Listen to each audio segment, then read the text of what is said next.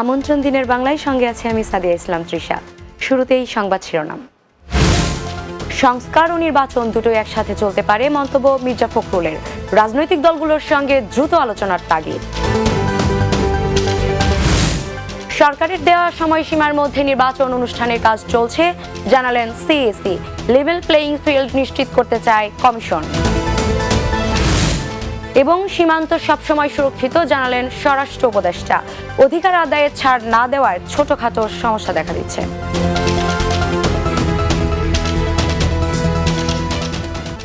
শুনছিলেন শিরোনাম, এবারে বিস্তারিত।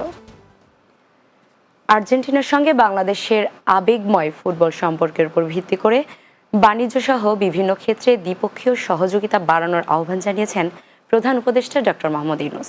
রোববার বাংলাদেশে নিযুক্ত আর্জেন্টিনার রাষ্ট্রদূত মার্সেলো সিজার রাষ্ট্রীয় অতিথি ভবন যমুনায় প্রধান উপদেষ্টার সঙ্গে সাক্ষাৎ করতে গেলে তিনি এ আহ্বান জানান। এ সময় আর্জেন্টিনা ফুটবল দলের প্রতি বাংলাদেশের জনগণের বিপুল সমর্থনের কথা উল্লেখ করেন প্রধান উপদেষ্টা। এছাড়া বাংলাদেশের সঙ্গে সম্পর্কিত বাণিজ্য ও বিনিয়োগের জন্য পূর্ণ মালিকানা ও যৌথ উদ্যোগের গ্রহণের সুযোগ খতিয়ে দেখার কথা বলেন প্রধান উপদেষ্টা। এ সময় আর্জেন্টিনা যে দেশে ক্ষুদ্র ঋণ সহায়তা চালু করতে বাংলাদেশের সহযোগিতা কামনা করে। সংস্কার ও নির্বাচনের মধ্যে কোনো বিরোধ নেই, দুটোই একসাথে চলতে পারে বলে মন্তব্য করেছেন বিএনপি মহাসচিব মির্জা ফখরুল ইসলাম আলমগীর।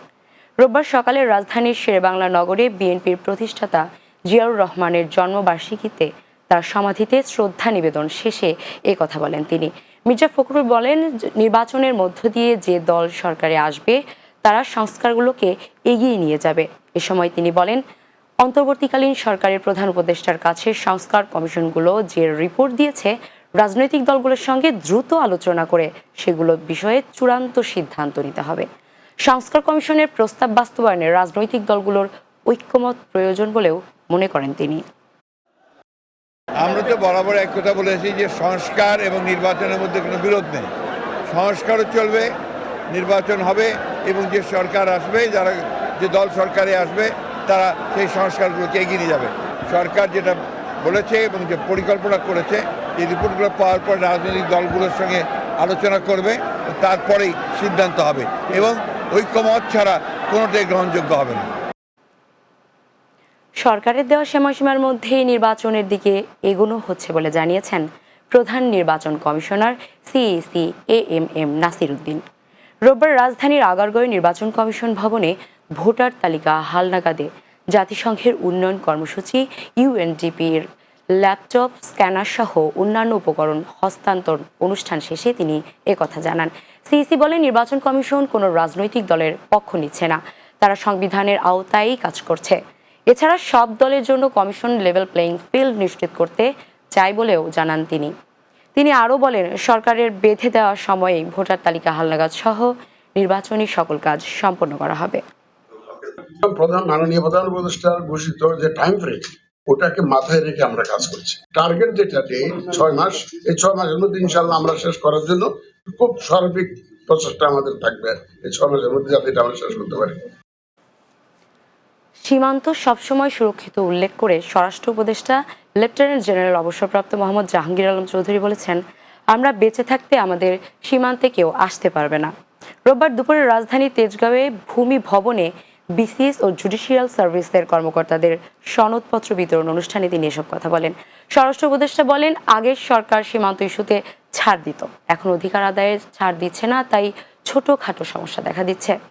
ফেব্রুয়ারিতে ডিজি পর্যায়ে বৈঠকের সমস্যার সমাধান হবে বলে আশা প্রকাশ করেন তিনি। উপদেষ্টা বলেন, চাঁপাইনবাবগঞ্জ সীমান্তে উভয় পক্ষের লোকজন আহত হয়েছেন, 2 জন বিএসএফও আহত হয়েছেন। এটা নিয়ে বিজিবি বিএসএফ এর মধ্যে আলোচনার সমাধান হয়ে গেছে। আমাদের সীমান্ত সম্পূর্ণভাবে সুরক্ষিত আছে। এই সীমান্তর এই সাইডে কেউ কোনো দিনই আসতে পারবে না। চাঁপাইনবাবগঞ্জে যে ঘটনাটা হয়েছে, অগপক্ষেও আহত হয়েছে, আমাদের পক্ষে আহত হয়েছে। তা আমাদের মিডিয়া আমি দেখি না, অগপক্ষে কিন্তু 2 জন সীমান্তরক্ষীও আহত হয়েছে। তা আমাদের কোনো সীমান্তরক্ষী আহত হয় নাই, আমাদের 2-1 জন সাধারণ জনগণ আহত হয়েছে। তো এটা মেজর কোনো কিছু না। এটা নিয়ে ওই বিএসএফ এবং বিজিবির ভিতর আলোচনার মাধ্যমে এটা একটা সমাধান হয়ে গেছে। দক্ষিণাঞ্চলের নৌপথ সচল রাখতে কাজ করছে সরকার বলে মন্তব্য করেছেন নৌ পরিবহন মন্ত্রণালয় এবং শ্রম ও কর্মসংস্থান মন্ত্রণালয়ের উপদেষ্টা অবসরপ্রাপ্ত brigadier general doctor M Sakhawat Hossain. রোববার সকালে ভোলার ইলিশ ঘাট পরিদর্শনে এসে সাংবাদিকদের প্রশ্নের জবাবে তিনি একথা বলেন। নৌ পরিবহন উপদেষ্টা বলেন, নৌপথের নিরাপত্তা ও ঘাটের চাঁদাবাজি বন্ধের পাশাপাশি দক্ষিণাঞ্চলের নৌপথ সচল রাখতে কাজ করছে সরকার।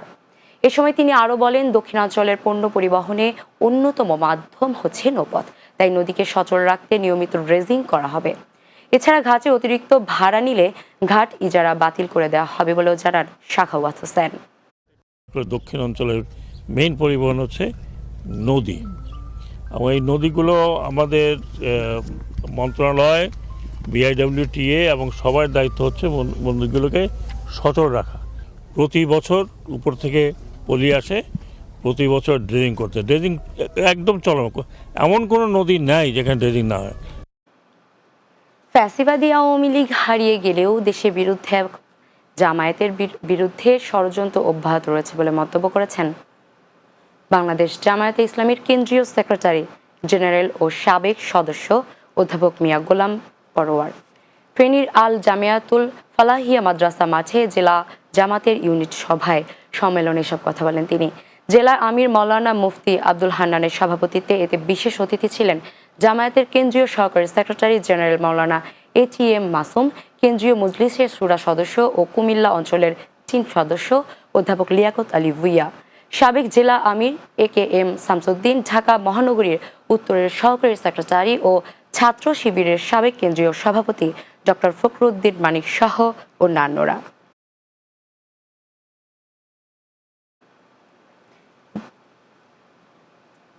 দিনের বাংলায় নিচ্ছে বিরতি, ফিরে আসার পর অন্যান্য সংবাদের সাথে আরও যা থাকছে। জাহাঙ্গীরনগর বিশ্ববিদ্যালয় কেন্দ্রীয় ছাত্র সংসদ জাকসু নির্বাচনের রোডম্যাপ প্রকাশ, 1 ফেব্রুয়ারি নির্বাচনের তফসিল।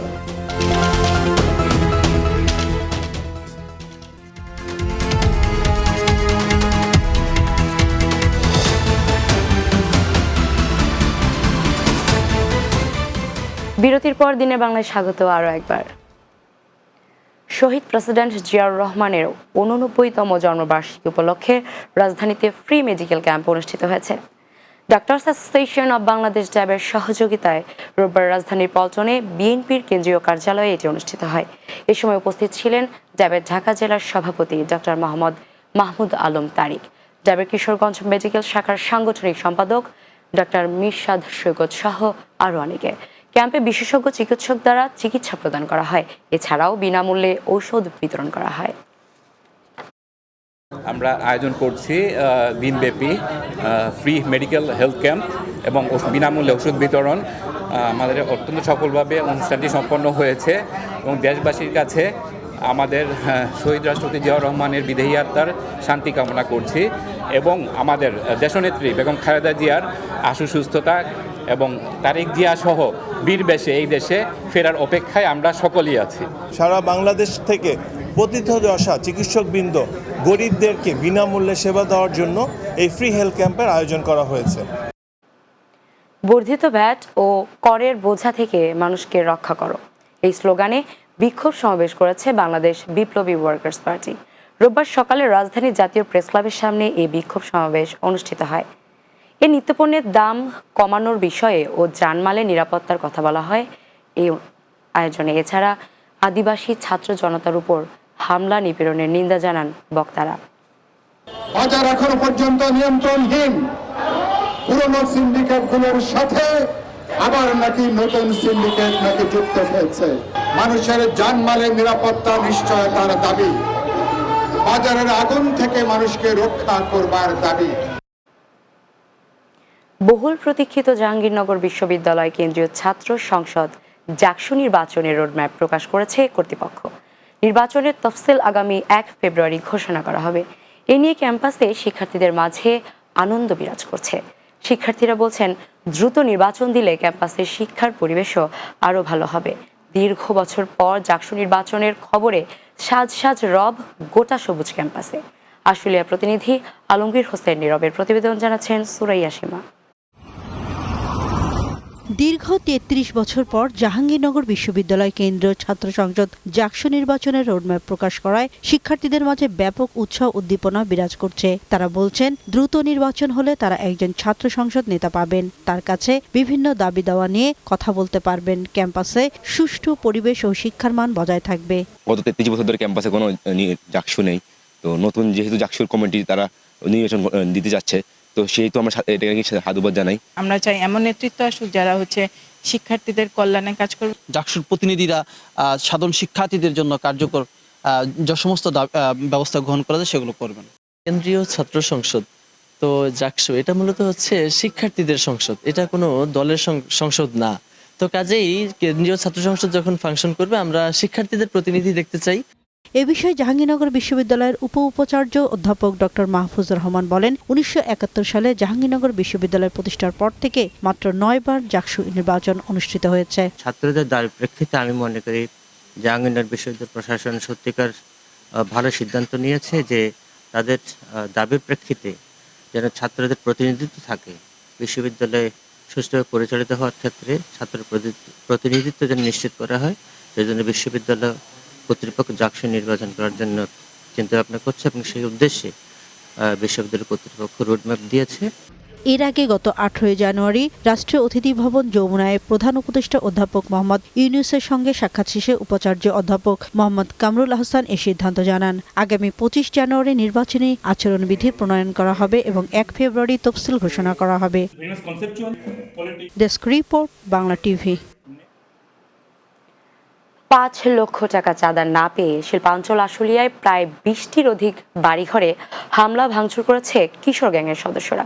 শনিবার রাতে আশুলিয়ার জামগড়ায় বটতলার গফুর মণ্ডল স্কুল সংলগ্ন এলাকায় এ ঘটনা ঘটে। স্থানীয়রা জানায়, নুরুল হক নামের এক গার্মেন্টস ব্যবসায়ীর কাছে দীর্ঘদিন ধরে কিশোর গ্যাংয়ের সদস্যরা ৫ লক্ষ টাকা চাঁদা চেয়ে আসছিল। চাঁদা না দেওয়ায় শনিবার রাতে প্রায় ৫০ সদস্যের একদল মুখোশধারী কিশোর গ্যাংয়ের সদস্য এলাকায় প্রবেশ করে ২০টিরও বেশি বাড়ি ঘরে হামলা চালানোর পর কয়েক রাউন্ড ফাঁকা গুলি ছোড়ে। পরে স্থানীয়রা 999-এ কল করে পুলিশ ডাকলে তারা পালিয়ে যায়। তদন্ত সাপেক্ষে প্রয়োজনীয় ব্যবস্থা নেওয়া হবে বলে জানান পুলিশ। জুলাইয়ে বৈষম্য বিরোধী ছাত্র আন্দোলনে শিক্ষার্থীদের উপর হামলা ও গুলিবর্ষণকারীদের গ্রেফতার ও বিচারের দাবিতে ফরিদপুরে সংবাদ সম্মেলন অনুষ্ঠিত হয়েছে। রোববার দুপুরে ফরিদপুর কমলাপুর ক্যাফে নিয়ন্ত্রণের সামনে বৈষম্য বিরোধী জেলা সমন্বয়করা সংবাদ সম্মেলনের আয়োজন করেন। সংবাদ সম্মেলনে লিখিত বক্তব্যে জেলা সমন্বয়ক সোহেল রানা বলেন, জুলাই আগস্টে গণঅভ্যুত্থানে ছাত্র জনতার উপর হামলাকারীরা এখনও বিভিন্ন সভায় বক্তব্য প্রদান করা সহ প্রকাশ্যে ঘুরে বেড়াচ্ছে। তাদের গ্রেফতার করা হচ্ছে না। আগামী 5 দিনের মধ্যে আসামিদের গ্রেফতার করা না হলে পুলিশ সুপারের কার্যালয়ের সামনে আমরণ অনশনের ঘোষণা দেন তারা। টাঙ্গাইলের ধনবাড়ী উপজেলায় বৈষম্য বিরোধী ছাত্র জনতার আন্দোলনে নিহতদের স্মরণে দোয়া মাহফিল ও জনসভা অনুষ্ঠিত হয়েছে। ধনবাড়ী ভাইঘাট উচ্চ বিদ্যালয় মাঠে বিএনপির উদ্যোগে এ দোয়া মাহফিল ও জনসভা অনুষ্ঠিত হয়। এতে প্রধান অতিথি ছিলেন বিএনপির জাতীয় নির্বাহী কমিটির সদস্য মোহাম্মদ আলী। ধনবাড়ী পৌর বিএনপির সাবেক সাধারণ সম্পাদক আইন উদ্দিনের সভাপতিত্বে এ সময় বক্তব্য রাখেন মধুপুর উপজেলা বিএনপির সদস্য আনোয়ার হোসেন, সাবেক সহসভাপতি আব্দুল মালিক, সাবেক সাংগঠনিক সম্পাদক হুমায়ুন কবির তালুকদার সহ আরও অনেকে। যশোরে অনুষ্ঠিত হয়েছে 24-এর গণঅভ্যুত্থানের চেতনায় নজরুল শিক্ষক আলোচনা সভা। জেলা শিল্পকলা একাডেমি মিলনায়তনে যশোর সাংস্কৃতিক পরিষদ অনুষ্ঠানের আয়োজন করে। এতে প্রধান অতিথি ছিলেন জেলা প্রশাসক মোহাম্মদ আজহারুল ইসলাম। যশোর ইনস্টিটিউটের সামনে সাধারণ সম্পাদক ডক্টর আবুল কালাম আজাদের সভাপতিত্বে বক্তব্য রাখেন জেলা বিএনপির যুগ্ম আহ্বায়ক দেলোয়ার হোসেন খোকন, সংগঠনের প্রধান পৃষ্ঠপোষক মহিবুর রহমান হিরণ সহ আরও অনেকে। এতে বিভিন্ন ক্ষেত্রে অবদানের জন্য 14 জন গুণী ব্যক্তিকে সম্মাননা দেওয়া হয়। সবশেষে সাংস্কৃতিক অনুষ্ঠান পরিবেশিত হয়। পটুয়াখালী কলাপাড়ায় আশুগঞ্জ পাওয়ার প্ল্যান্ট প্রকল্পের অধিগ্রহণকৃত বসতঘরের মূল্য পরিশোধের দাবিতে মানববন্ধন করেছে ভুক্তভোগী 400-র বেশি পরিবার। ধানখালী ইউনিয়নের প্রকল্প এলাকায় মানববন্ধন অনুষ্ঠিত হয়। এতে বক্তব্য রাখেন ইউপি সদস্য আল মামুন। সাবেক ইউপি সদস্য ফিরোজ তালুকদার সহ স্থানীয় গণ্যমান্য ব্যক্তিরা। বক্তারা বলেন, দ্রুত পাওয়ার পরিশোধের দাবি জানিয়ে বলেন, দাবি আদায় না হওয়া পর্যন্ত প্রকল্প এলাকায় কোনো কাজ চলমান থাকবে না।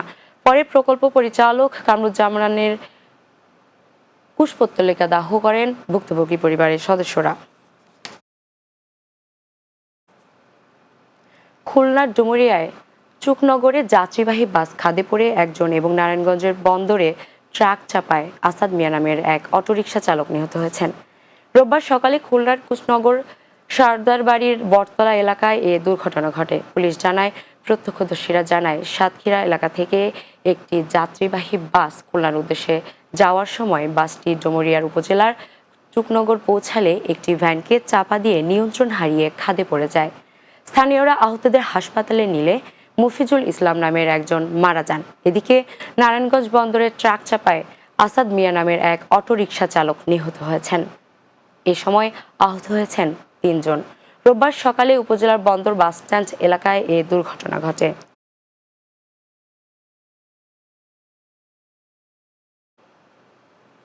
দিনের বাংলায় নিচ্ছে আরও একটি বিরতি, ফিরছি কিছুক্ষণের মধ্যেই।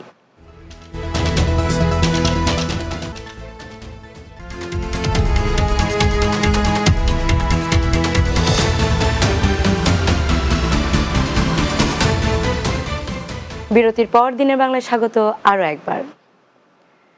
ফেনী সোনাগাছি দাগনভূঞা উপজেলায় পৌর বিএনপির নবগঠিত কমিটি বাতিলের দাবিতে বিক্ষোভ ও পথসভা করেছে বিএনপি এবং সহযোগী সংগঠন। ফেনী প্রেস ক্লাবের সামনে উপজেলা ও পৌর বিএনপির যৌথ উদ্যোগে এ পথসভা অনুষ্ঠিত হয়। সমাবেশে সভাপতির বক্তব্যে উপজেলা বিএনপির সাধারণ সম্পাদক ও সাবেক পৌর মেয়র জামাল উদ্দিন সেঞ্চু বলেন, সোনাগাজী উপজেলা বিএনপি ও সকল সহযোগী সংগঠনের প্রতিটি ইউনিটই ঐক্যবদ্ধ এবং সুসংগঠিত। বর্তমান কমিটিকে না জানিয়ে অসাংগঠনিক উপায়ে পকেট কমিটি দিয়ে এই ঐক্য বিনষ্ট করার পায়তারা করা হচ্ছে।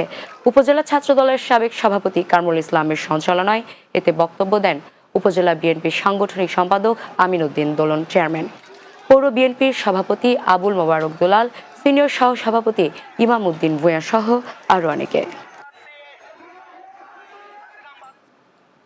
উৎসবমুখর পরিবেশে প্রথমবারের মতো ব্রাহ্মণবাড়িয়ার বাঞ্ছারামপুরে জাতীয় হিফজুল কোরআন প্রতিযোগিতা 2025 অনুষ্ঠিত হয়েছে।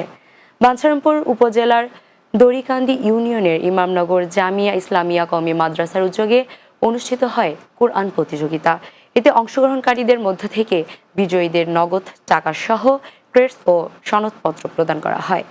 মাদ্রাসার প্রতিষ্ঠাতা সভাপতি বিশিষ্ট সমাজসেবক আব্দুস সাত্তারের সভাপতিত্বে এতে প্রধান অতিথি ছিলেন হাফজুল কোরআন ফাউন্ডেশনের বাংলাদেশ এর সভাপতি মুস্তাজুল হুফজা শাইখ কারি আব্দুল হক। বিশেষ অতিথি ছিলেন শাইখ কারি নাজমুল হাসান। 3টি গ্রুপে এই প্রতিযোগিতা অনুষ্ঠিত হয়।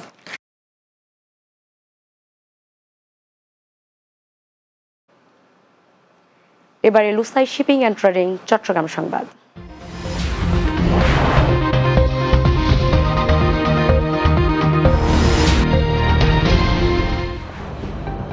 চট্টগ্রাম ফটিকছড়ি মাইজভান্ডারি শরীফ জিয়ারত করেছেন প্রধান বিচারপতি ডক্টর সৈয়দ রফাত আহমেদ।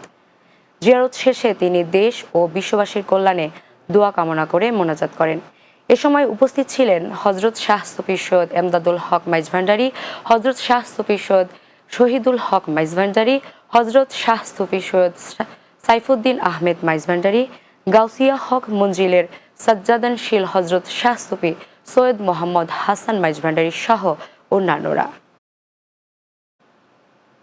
চট্টগ্রামে পরিবার পরিকল্পনার সরকারি চিকিৎসক সমিতির বিভাগীয় সম্মেলন অনুষ্ঠিত হয়েছে। চট্টগ্রামের বিএমএ ভবনে অনুষ্ঠিত সম্মেলন প্রধান অতিথি ছিলেন পরিবার পরিকল্পনা সরকারি চিকিৎসক সমিতির সভাপতি ডক্টর মোহাম্মদ সুলতান আহমেদ। এ সময় তিনি স্বাস্থ্য ও পরিবার পরিকল্পনার চিকিৎসক কর্মকর্তাদের অনতি বিলম্বে ক্যাডার নাম্বার ও পদোন্নতি দৃশ্যমান উদ্যোগ গ্রহণ করার দাবি জানান। পরিবার পরিকল্পনার চট্টগ্রাম বিভাগীয় সরকারি পরিচালক ডক্টর শামিমা হাসনাতের সভাপতিত্বে সম্মেলনে বক্তব্য রাখেন পরিবার পরিকল্পনার সরকারি চিকিৎসক সহ অন্যান্যরা। চট্টগ্রামের সাতকানিয়া উপজেলার শেরবাংলা উচ্চ বিদ্যালয়ের প্রাক্তন শিক্ষার্থীদের পরিষদের মিলন মেলা অনুষ্ঠিত হয়েছে। 2 দিনব্যাপী পর্যটন নগরী কক্সবাজারে মিলন মেলা অনুষ্ঠিত হয়। লায়ন মোহাম্মদ খোরশেদ আলীর সভাপতিত্বে এ সময় উপস্থিত ছিলেন লায়ন শাখাওয়াত হোসেন শিকদার, আরিফুর রহমান সুমন, মনির আহমেদ, জহুরুল ইসলাম, মুজাম্মেল হক, রফিকুল ইসলাম, লায়ন নিজামুদ্দিন, লায়ন মোহাম্মদ আমানুল্লাহ সহ আরও অনেকে উপস্থিত ছিলেন।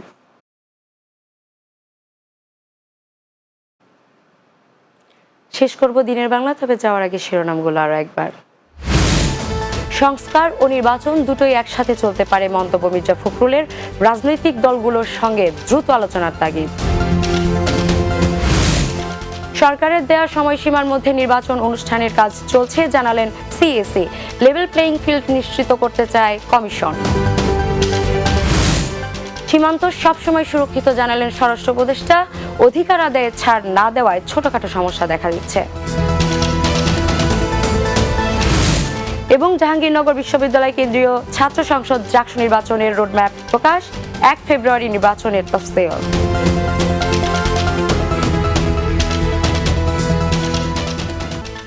এই ছিল দিনের বাংলায়। আমাদের পরবর্তী সংবাদ রাতের বাংলা রাত 9টায় দেখার আমন্ত্রণ রইল। এতক্ষণ সাথে থাকার জন্য ধন্যবাদ সবাইকে।